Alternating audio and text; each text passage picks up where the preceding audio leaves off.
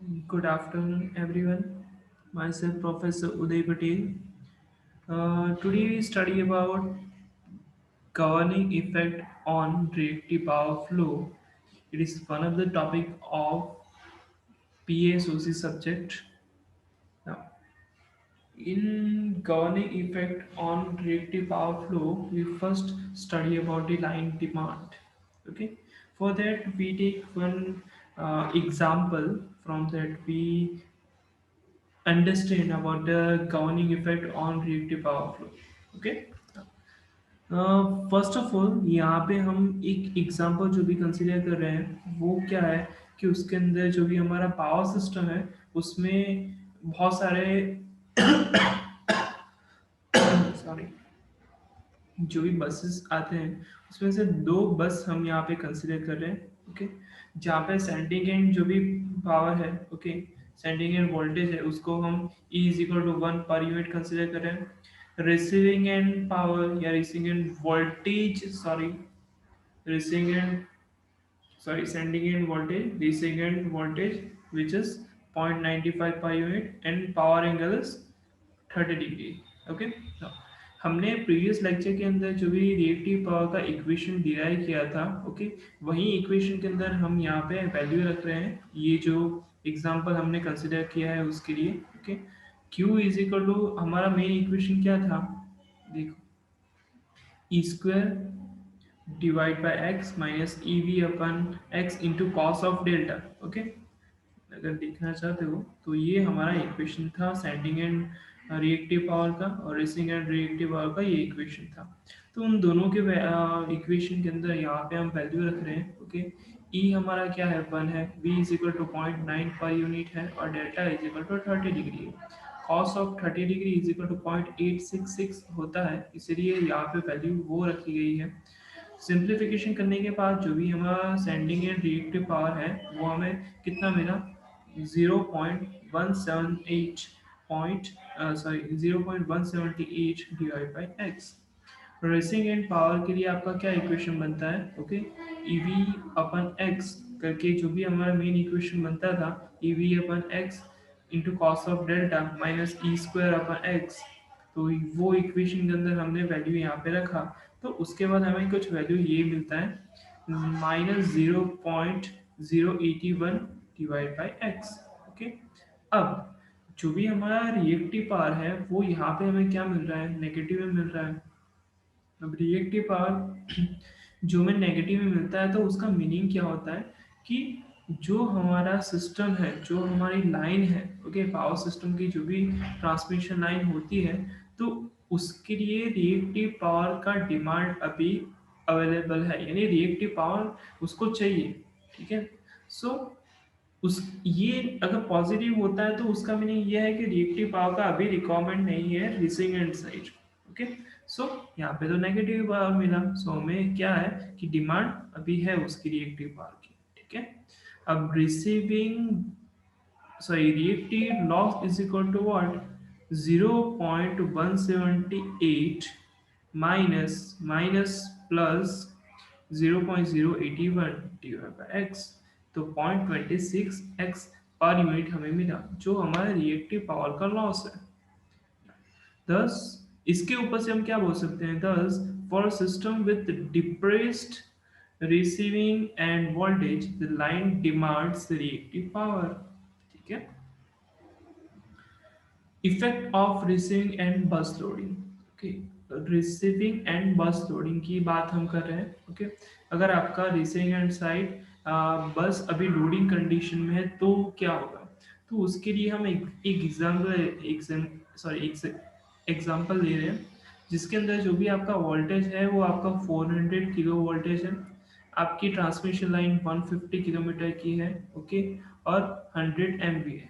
Okay, अब यहाँ पे आप देख सकते हो कि अगर आपका क्या होता है कि जो भी मेनली बस लोडिंग ज़्यादा होता है तो उस कंडीशन में होगा क्या कि रिएक्टिव पावर जो भी होगा ना, ओके, पॉजिटिव का मीनिंग क्या होता है कि बस लोडिंग नहीं है, यानी कि रिएक्टिव पावर का रिक्वायरमेंट नहीं है। जैसे जैसे आपका क्या होता है कि जो भी आपका पावर रिक्वायरमेंट इंक्रीज होता जा रहा है, देखो वन पे कुछ नहीं है, टू पे आपका जैसे जैसे यहाँ पे आपका इंक्रीज होता जाएगा ना, ओके, वैसे वैसे यहाँ पे क्या होगा कि जो भी रिएक्टिव पावर का वैल्यू है वो पॉजिटिव से नेगेटिव के अंदर कन्वर्शन होता जाएगा। इन द सेंस क्या होगा कि देखो यहाँ पे रिसीविंग एंड आपका क्या है 0.95 है, ओके, और ये आपका क्या है 0.9 है, ओके। यानी आप इनडायरेक्टली यहाँ पे क्या देख सकते हो कि जो भी आपका ये कर्व है वो पॉजिटिव टू नेगेटिव साइड का, यानी यहाँ पे आपका रिएक्टिव पावर का रिक्वायरमेंट इंक्रीज होता जा रहा है, ओके। अगर आप आगे जाके देखोगे तो आगे जाके मेनली आपका क्या होगा, रिएक्टिव पावर ग्रेजुअली आपका नेगेटिव के अंदर कर्वेचर देखने के लिए आपको मिलेगा, ओके। तो this is called as effect of receiving end bus loading. Implication of voltage regulation, voltage regulation को आप कैसे रिप्रेजेंट करते थे, E minus V upon V into 100, यानी वो परसेंटेज के अंदर हम रिप्रेजेंट करते थे। बट रेगुलर बेसिस पे वोल्टेज रेगुलेशन का जो भी इक्वेशन होता है वो ई माइनस वी होता है। तो E minus V is equal to क्या लिख सकते हो, V I minus J V Q, okay. जहाँ पे आपका आई एन क्यू क्या इंडिकेट करता है कि जो भी आपका मेनली वोल्टेज है वो आपका इन फेस के अंदर है या क्वाड्रेचर कम है, ओके। तो वो इनडायरेक्टली रिप्रेजेंट करने के लिए हम आई एन क्यू को यूज कर रहे हैं, okay. I N Q R indicate the in phase and quadrature components, okay. where vi and qi की वैल्यू क्या है, ipr plus iqx and vq is equal to ipx minus iqr, okay। vi is equal to iqx and vq is equal to what, ipx, okay। that is यहाँ पे जो भी हमारी value है वो आप रखोगे, ओके, तो उसके बाद आपको ये कुछ इक्वेशन देखने के लिए मिलेगा, okay. e minus v is equal to iq vr into x divided by v plus j ipv x divided by v, okay. और यहाँ पे आपका इंडायरेक्टली क्या होता है कि I Q V R upon V जो भी है, sorry I Q into V R वो क्यू आर से रिप्रेजेंट हमने किया है रिएक्टिव पावर से, okay, receiving and reactive power, okay. और यहाँ पे जो भी आपका आई पी वी है उसको हमने पी आर से रिप्रेजेंट किया है कि रिसीविंग एंड पावर से रिप्रेजेंट किया है एक्टिव पावर से। Hence, voltage regulation increases with higher power transfer. Okay, यानी कि voltage regulation क्या होता है कि जितना ज़्यादा आप पावर को ट्रांसफर कराओगे तो उससे उसके साथ साथ आपका वोल्टेज रेगुलेशन भी इंक्रीज होगा, ठीक है। यहाँ पे आप देख सकते हो ये इनडायरेक्टली जो भी आपका क्यू आर एंड जो भी आपका पी आर है, ओके, वो इनडायरेक्टली क्या है रिसीविंग एंड के पावर को रिप्रेजेंट किया गया है एक्टिव या रिएक्टिव, ओके। अब जैसे आपका क्या होता है कि दोनों के वैल्यू इंक्रीज होगी तो सिमिलरली क्या होगा कि यहाँ पे आपका ये वाला टर्म ई माइनस वी का टर्म भी इंक्रीज होगा, ओके, क्योंकि वो डायरेक्टली इक्वल है, ओके। सो इसके ऊपर से बोला गया है कि जैसे आपका वोल्टेज रेगुलेशन इंक्रीज होगा तो पावर ट्रांसफर भी इंक्रीज होगा। Angle between V and Q I enhance when voltage regulation increases, okay, and becomes very sensitive to reactive demand, यानी कि इनडायरेक्टली क्या I N Q in phase and quadrature component को represent करते हैं, ठीक है। तो जैसे जैसे आपका मेनली पावर ट्रांसफर का वैल्यू इंक्रीज होता जाएगा वैसे वोल्टेज रेगुलेशन भी इंक्रीज होगा और वैसे आई एंड क्यू के बीच में जो भी एंगल बनेगा वो भी आपका क्या होगा इंक्रीज होगा, ओके। तो एज वेल एज जो भी आपका ये चीज़ है, ओके, वो आपका रिएक्टिव पावर की डिमांड के साथ काफ़ी ज़्यादा सेंसिटिव है, ओके। यानी फ्रैक्शनल वैल्यू अगर आपकी चेंज होगी ना तो आपको काफी वाइड चेंज देखने के लिए मिलेगा, ओके। आफ्टर देन है कि effect of magnitude of power angle, okay. अब पावर एंगल की यहाँ पे बात की गई है, ओके। रिएक्टिव पावर का इक्वेशन क्या बनता है, receiving and reactive power, okay, EV upon x into cos delta minus V square by x, okay. उसके लिए उसके बाद हमने क्या किया, उसका डिफरेंशिएशन दिया, तो हमें डिफरेंशिएशन करने के बाद क्या वैल्यू मिलेगा, D Q upon D we is equal to one upon x E cos delta minus E V sine delta D delta upon D V S minus of two E. But we have power equation is equal to ev upon x sin delta. Okay, so ये तो हुआ active power का, ये हुआ, sorry, ये हुआ reactive power का value differentiation करने के बाद। अब उसके बाद हमने एक्टिव पावर के लिए यहाँ पे कुछ उसका डिफरेंशिएशन दिया है। Okay, D P upon D E is equal to v upon x sin of delta plus e v upon x cos of delta d delta d। Okay, अब हम क्या कर रहे हैं कि रियल पावर जो भी है ना, वो रियल पावर जो भी डिमांड होता है ना, वो तो ऑलवेज कांस्टेंट रहता है। ठीक है, जो वेरिएबल होता है वो आपका रिएक्टिव पावर है, वो इंक्रीज या डिक्रीज आप कर सकते हो। बाकी आप जो जनरेशन करके आप जो मेनली पावर को ट्रांसफर करवाओगे, वो तो आपका मेनली क्या होता है कि वो कांस्टेंट रहता है, इसलिए आपका dp upon dv de is equal to क्या होता है, जीरो होता है। Okay, now dp and is upon de is equal to tan delta upon e। Okay, यानी कि देखो यहाँ पे जो भी इक्वेशन होगा ये इसके अंदर कन्वर्जन आपका हो गया, सॉरी। ओके,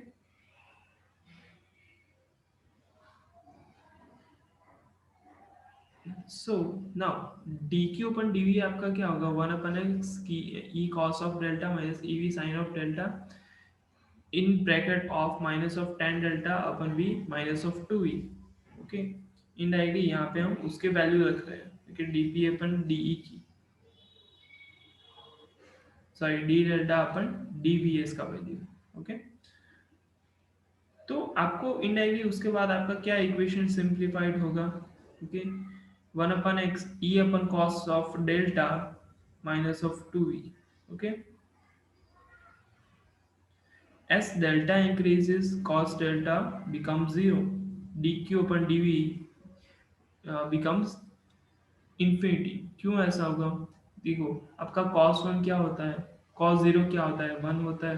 ओके, जैसा जैसा आप डेल्टा के वैल्यू इंक्रीज करवाते जाते हो, लाइक मान लो कि 90 डिग्री, तो आपका cos डेल्टा क्या हो जाएगा, जीरो हो जाएगा। ओके, अब डिनोमिनेटर आपका जीरो होगा तो आपका मेनली आंसर किसके अंदर कन्वर्ट हो जाएगा, आपका इन्फिनिटी के अंदर कन्वर्ट हो जाएगा।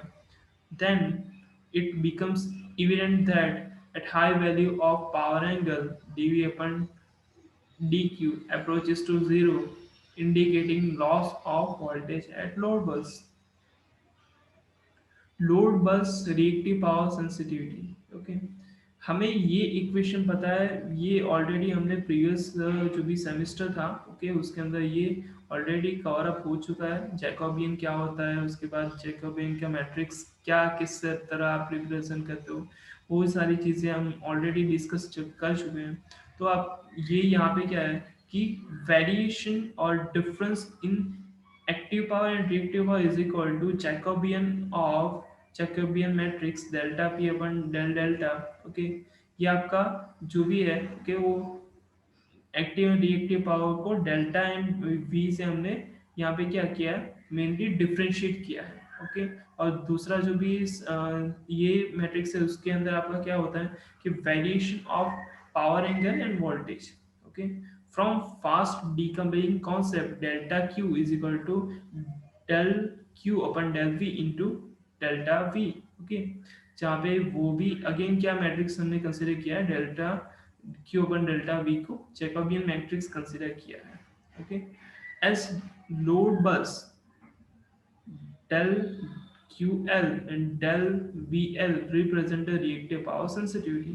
ओके, अब ये जो भी आपका है, ओके, ये जो भी रेशियो है आपका जीरो भी हो सकता है और इन्फिनिटी भी हो सकता है। इट इन जीरो से इन्फिनिटी तक आपका वेरिएशन हो सकता है। It indicates instability and load bus voltage remains stable with delta QL upon del VL becomes positive। Effect of series reactive loss. Okay, अब आपके ट्रांसमिशन लाइन के अंदर जो भी आपका सीरीज, आपके ट्रांसमिशन लाइन के अंदर जो भी आपका सीरीज रिएक्टिव पावर होता है ना, अगर वो लॉस हो गया तो उस टाइम की कंडीशन में क्या होगा।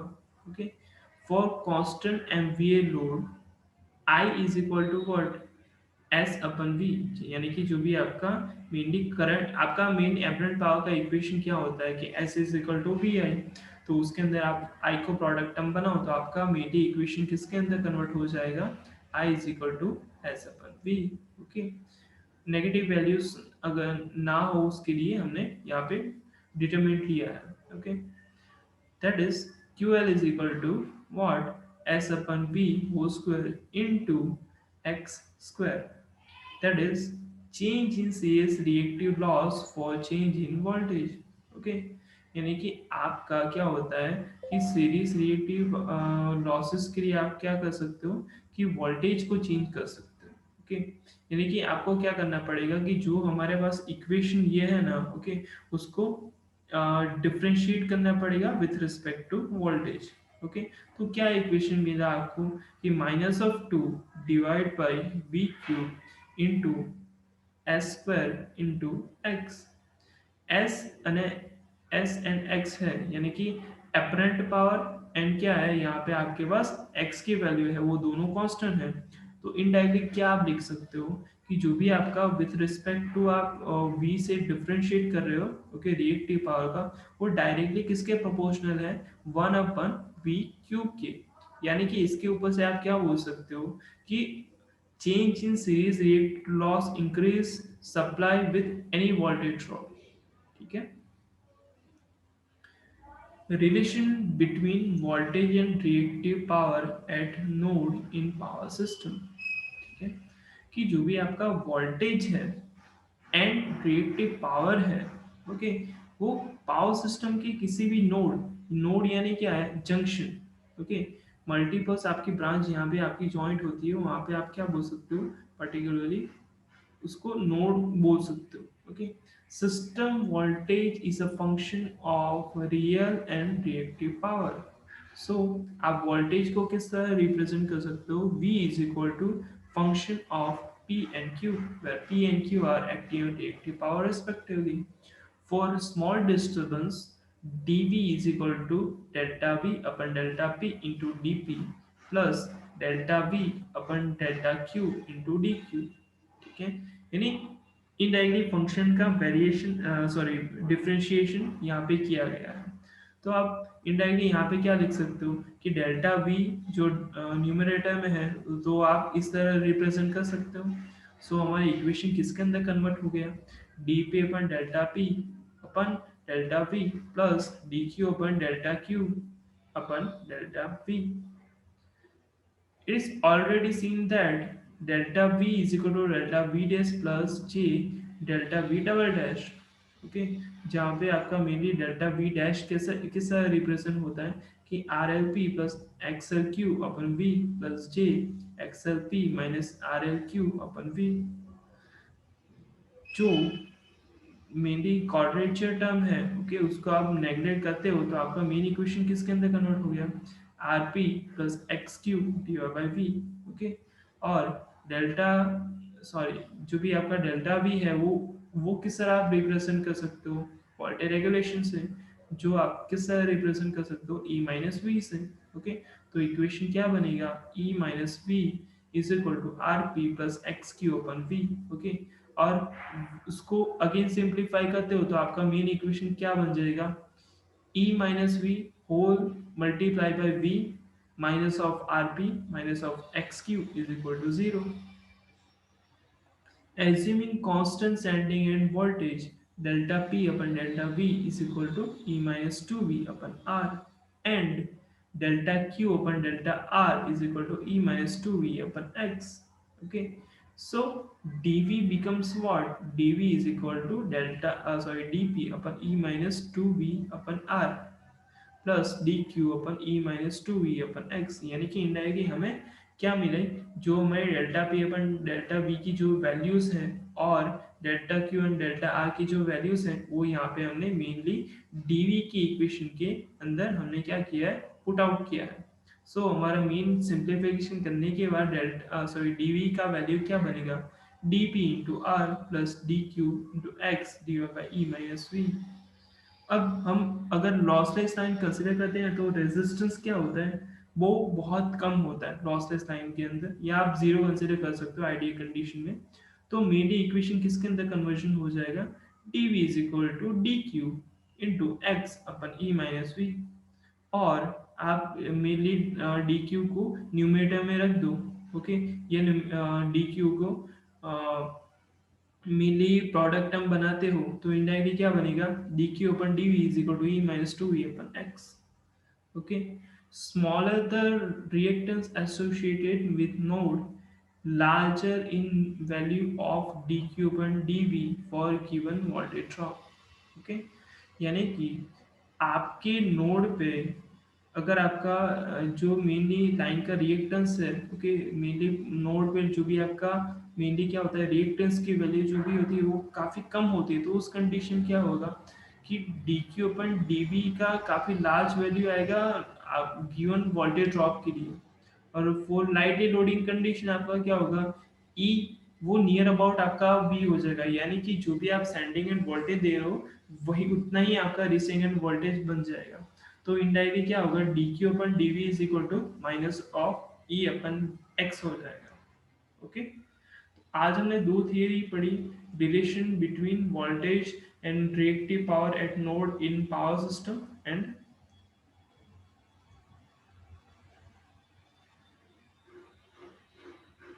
governing effect on reactive power flow. Thank you so much.